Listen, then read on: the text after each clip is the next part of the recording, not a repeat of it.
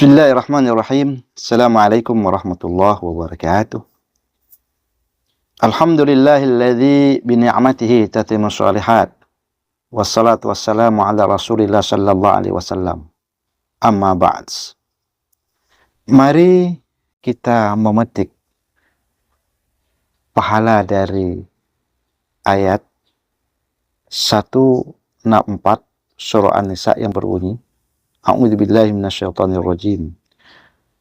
Bismillahirrahmanirrahim. Wa rusulan qad qasasnahum 'alaika min qabl. Ada beberapa rasul yang kami ceritakan pada kalian. Wa rusulan lam naqsushum 'alaik. Dan ada juga beberapa rasul yang belum kami ceritakan pada kalian. Wa kallamallahu Musa taklima. Dan Allah dialog langsung dengan Nabi Musa. Kita akan mengangkat kisah seorang nabi bernama Nabi Habakuk. Sebelumnya kita beritahu dulu. Jumlah seorang rasul yang wajib kita ketahui ada 25. Dan jumlah seorang rasul itu ada 313 dalam satu riwayat. Akan tetapi jumlah seorang nabi itu banyak, tapi semuanya itu tidak diceritakan di dalam Al-Quran. Termasuk juga Nabi Habakuk. Nabi Habakuk masih keturunan dari Nabi Ibrahim, Ishak dan Yakub, jadi Bani Israel atau Yahudi. Ya. Nabi Habakuk ini menerima wahyu di malam hari yang memerintahkan agar setelah sholat subuh nanti, ketika matahari terbit, hendaklah engkau berjalan ke arah timur. Apa perintahnya? Perintahnya itu makan, tanam, sembunyikan, memberi, dan lari. Itu perintahnya. Mari kita lihat. Ketika perintah yang mengatakan, makanlah, apa yang harus kita makan? Kalau sesuatu benda yang layak dimakan, kita makan. Tapi kalau tidak layak, bagaimana harus sikap kita? Namun itu adalah perintah dari Allah Subhanahu wa Ta'ala, harus yakin bahwa itu adalah akan berbuah manis nantinya. Ketika berjalan menuju arah timur, melangkah demi selangkah, maka ditemukan sebuah gunung yang besar. Nabi Habakuk pun tidak ragu atas langkahnya. Dia cari, dia dekat dan mendekat, namun gunung itu mengecil. Maka ketika dia ambil gunung yang kecil itu, sebuah roti jadinya. Itulah satu perintah pertama dari Allah Subhanahu wa Ta'ala untuk Nabi Habakuk.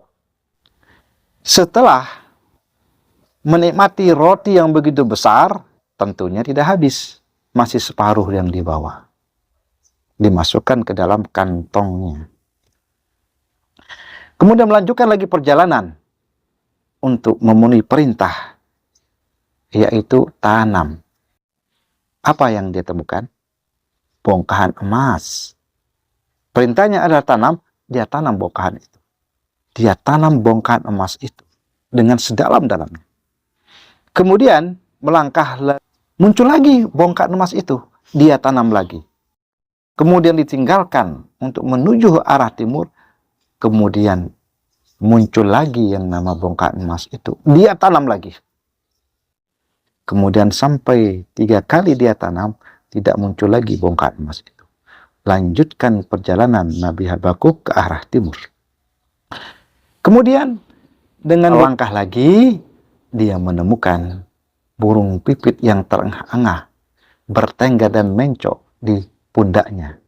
Seraya berkata burung pipit, "Wahai Nabi Allah, sembunyikan aku dari kejaran elang." Dia sembunyikan. Karena apa? Perintahnya adalah sembunyikan. Datang burung elang, bertanya dia, "Wahai Nabi Allah, apakah engkau menemukan burung pipit?" Maka Nabi Habakuk mengatakan tidak. Berkata lagi burung elang itu, bahwa aku ini begitu lapar. Wahai Habakuk, dari pagi aku belum makan, aku menemukan burung pipit itu sendiri. Saya kejar, dia menghilang. Maka sisa roti dari Nabi Habakuk diberikan kepada si burung elang itu sendiri. Karena dia lapar. Melanjutkan perjalanan lagi, ya, maka dia menemukan tong sampah.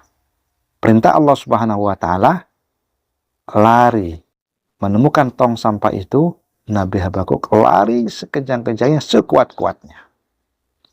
Setelah itu, setelah jauh dari tong sampah, Nabi Habakuk itu merenung dan bertafakur serta bertadabur. Apa gerangan di balik semua perintah ini? Ya. Kemudian hari memasuki waktu malam, tidur. Mimpi tafsiran takwilan dari perintah itu. Ya, dijelaskan oleh Allah Subhanahu wa Ta'ala bahwa yang namanya makan itu adalah cermin hidup. Orang pun tidak bisa hidup tanpa makan. Dan untuk mendapatkan makan tentunya harus usaha, harus bekerja. Ya. Dan hidup ini penuh tantangan dan penuh persaingan. Jika hidup ini terus kita jalani dan kita jalani, maka kita akan mendapatkan satu kebahagiaan dan manis akan kita temukan. Seperti gunung yang kita lihat, kemudian setelah kita jalani, kita pegang, maka itu adalah sebuah roti yang harus kita makan. Nah, itu maknanya. Bahwa hidup ini penuh perjuangan, bahwa hidup ini adalah perlu makan. Kemudian perintahnya adalah tanam. Kita ini diperintahkan oleh agama untuk berbuat baik dan banyak berbuat baik. Bahkan tidak perlu kita menghitung-hitung kebaikan itu. Dan tidak perlu kita juga pamerkan kebaikan kita atau kita berbuat riya. Maka kebaikan yang kita tanam akan tumbuh menjadi kebaikan. Kebaikan yang kita tanam maka akan muncul menjadi kebaikan. Begitulah hidup ini. Ya. Kemudian di dalam perintah itu adalah memberi. Apa kesan dan pesan memberi? Memberi itu perlu. Agama mengajarkan agar kita ini sering bersedekah, sering berinfak, sering memberi. Ya, tentunya disesuaikan dengan kemampuan kita. Disesuaikan dengan keberadaan kita. Ya. Satu roti yang kita punya, ya, kita berikan satu roti. 2 roti yang kita punya, kita berikan roti. 1000 yang kita punya, masukkan dalam kotak, amal 1000. Kebaikan yang kita lakukan itu adalah sesuai dengan kemampuan kita. Pemberian apapun yang harus kita beri, sesuaikan dengan ya kemampuan kita. Begitu Allah Subhanahu wa Ta'ala menjelaskannya. Kemudian perintah kepada Nabi Habakuk itu ada lari. Ternyata Nabi Habakuk itu menemukan tong sampah. Apa yang dimaksud dengan tong sampah itu sendiri? Ya, tong sampah itu adalah satu pesan. Itu adalah ghibah, namimah, fitnah. Jika kita menemukan sebuah bangsa, sebuah kaum, sebuah manusia kumpul untuk membicarakan orang, menggibah orang, memfitnah orang, hendaklah kita jauhi. Karena itu adalah akan merusak dari kebaikan-kebaikan kita. Nah, mudah-mudahan ya, dari wahyu yang diterima Nabi Habakuk ini memberikan satu motivasi, satu edukasi kepada kita untuk menjalani hidup kepada sesama. Ya, mudah-mudahan ini bermanfaat. Ya, aqulu qauli hadza wa astaghfirullah wa lakum. Wassalamualaikum warahmatullahi wabarakatuh.